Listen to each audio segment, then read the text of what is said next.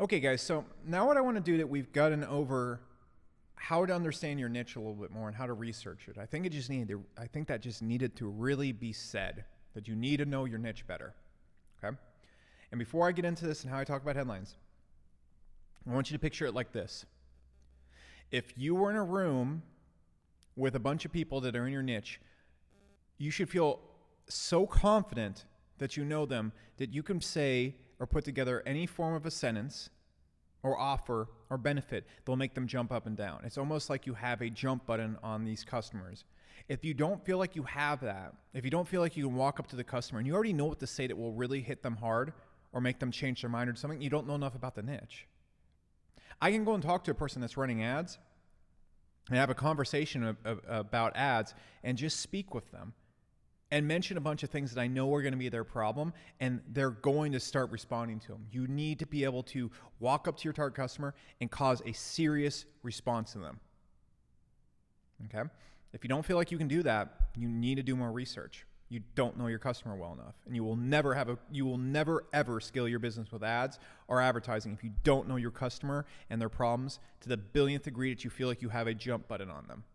Now, once you have that, everything copywriting wise and formatting wise makes it very easy to go and write copy for these people. That's where you really truly start to have the edge of. A lot of you guys are trying to take the format without the understanding, when if you have the understanding, the format makes it very easy to convert your understanding into something that a person's going to understand. And what we're really working on right here, the headlines are not the core of what the customer wants.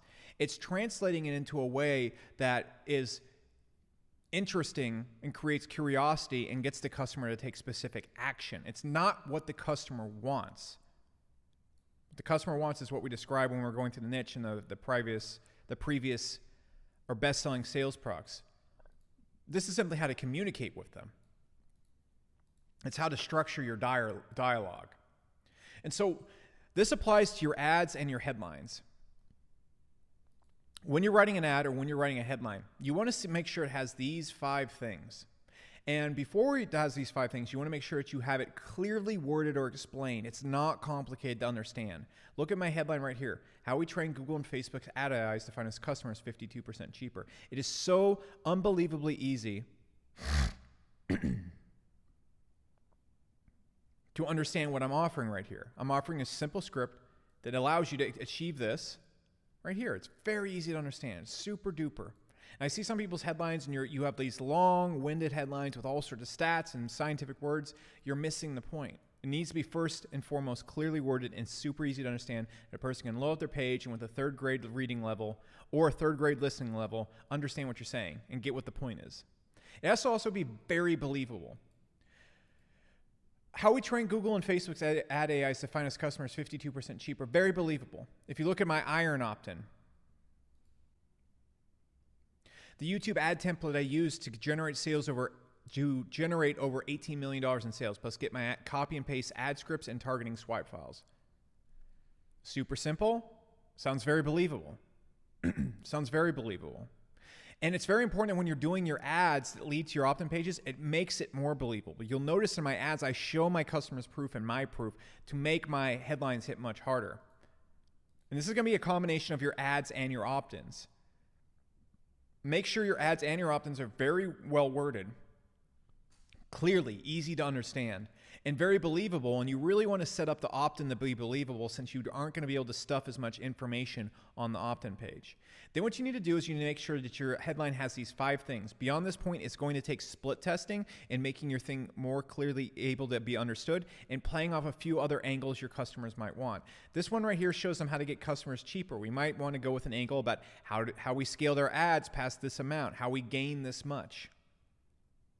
There's different angles you need to play off with what the customer wants. You're not going to nail the customer's heart of heart angle on the first one. That's why you need to split test and try different things.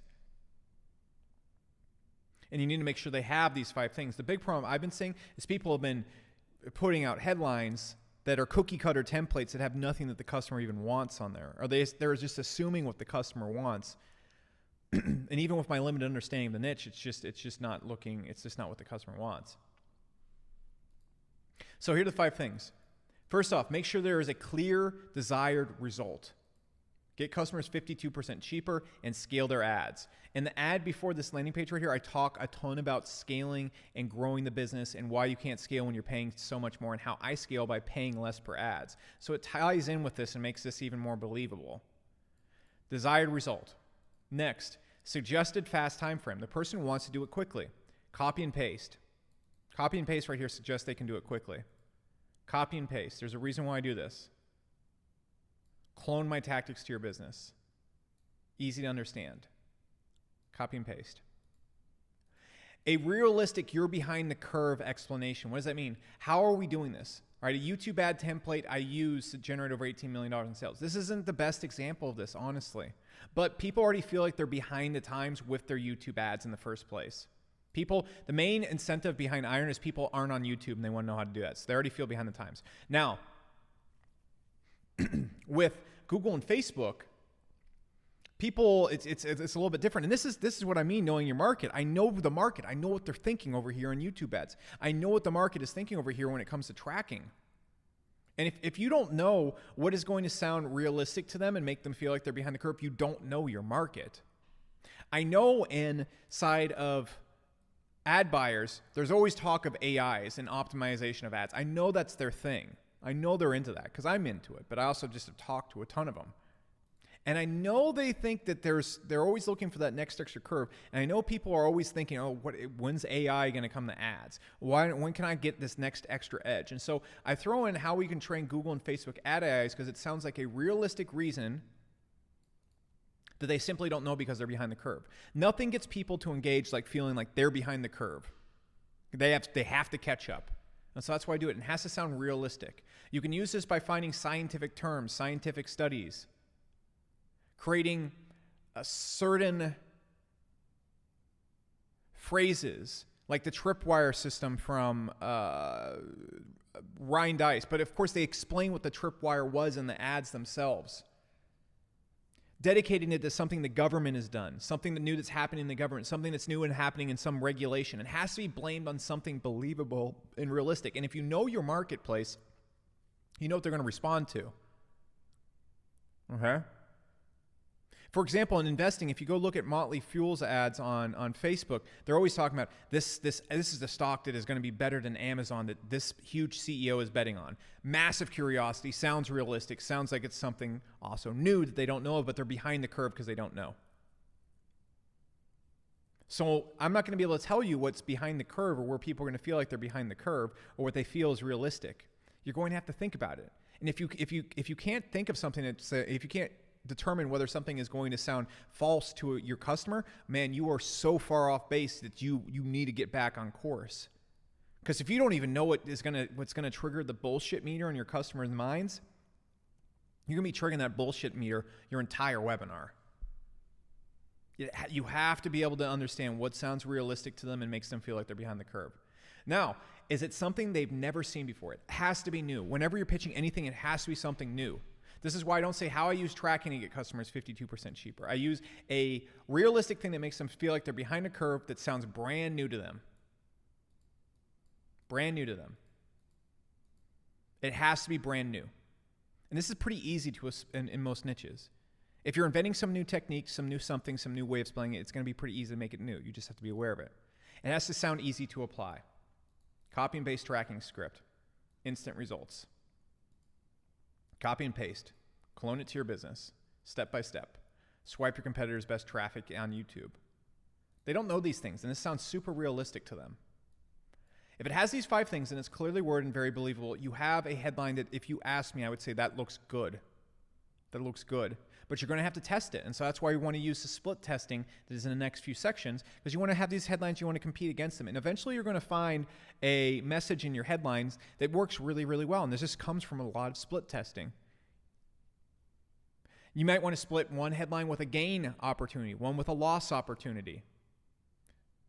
And as I was running my Hyros ones, I noticed people were really responding to a tracking script that allows me to do AI optimization and get customers. This is what people were responding to, the ability to get this tracking script. A push button solution. It's new that they've never seen before and it sounds realistic and works quickly and delivers the desired result. And so that's what they respond to. It's when I start putting the script. But I couldn't have reached that unless I was split testing and constantly thinking, what are the things that people are looking for and how can I make it match this criteria better? Usually, the closer and more powerful you get in this criteria, the better the headline's going to do. And that's how you're going to go out there and split test it. So this is what you want to do when forming a headline. This is my best advice. And this, I think, plugs the hole that a lot of people are going to have when it comes to formatting their headlines, because really you guys are just kind of copying my headlines and not thinking about the customer. Must know the customer, and then use this to communicate with them and trigger the desired results in them. This is the best way to communicate with them, but you must know the customer so you know what the content of this communication will be. I will give you the format and the way to format it, but you must know what the content is to deliver the most powerful results as possible.